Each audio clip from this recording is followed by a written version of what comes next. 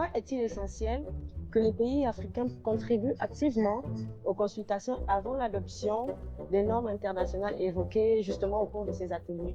Nous devrons partir pour le continent.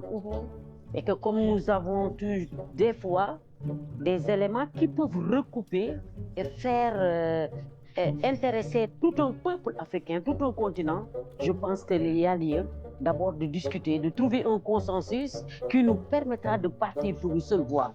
Et c'est cette voie, c'est cette seule voie qui nous est réunie ici en tant qu'Africains, parce que nous avons l'Afrique de l'Ouest, l'Afrique de l'Est, l'Afrique du Sud, l'Afrique centrale, en quelque sorte, qui nous permettra de partir pour un commun accord afin de discuter les normes ensemble avec les mêmes problèmes.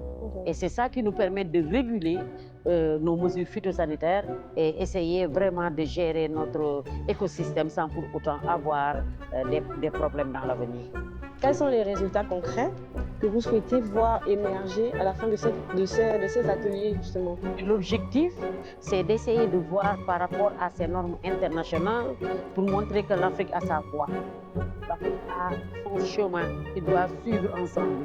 C'est la raison pour laquelle ce qu'on attend au ressortir de ces rencontres, c'est d'essayer de valider les normes avec les différentes exigences phytosanitaires qui nous permettra, au moment où on exécute la délivrance de nos documents administratifs, que les exigences phytosanitaires répondent bien au niveau des exigences internationales qui sont de préserver notre environnement tout en préservant la santé des populations, qui constituent des exigences vraiment de haut niveau.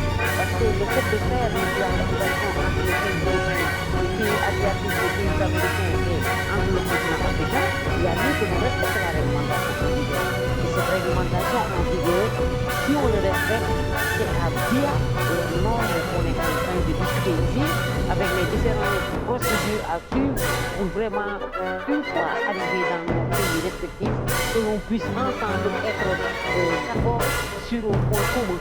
Et c'est ce point commun qu'on va suivre. Et c'est ce résultat palpant, probant et fondamental qui nous permettent vraiment de discuter ensemble sur une seule procédure, sans pour autant qu'il y ait divergence entre nos idées, entre nos recherches. Merci beaucoup, madame. Merci et félicitations au gouvernement gabonais.